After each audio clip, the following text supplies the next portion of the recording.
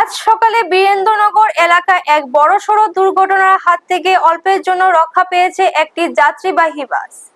আনুমানিক সকাল 10:55 নাগাদ সাবরুম থেকে আগরতলাগামী বাসটি বীরেন্দ্রনগর বাজার সংলগ্ন এলাকায় এসে হঠাৎ নিয়ন্ত্রণ হারিয়ে ফেলে এবং জাতীয় সড়কের পাশে দুর্ঘটনার কবলে পড়ে।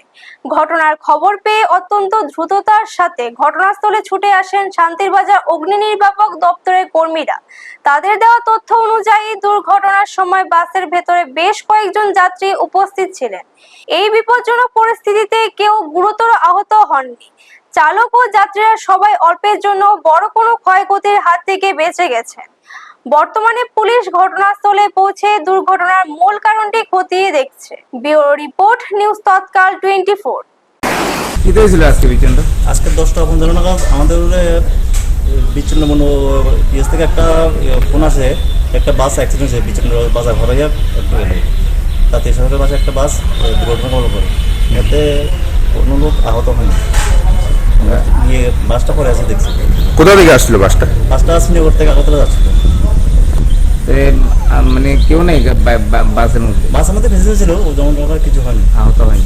আপনারা দেখছেন নিউজ তৎকাল 24।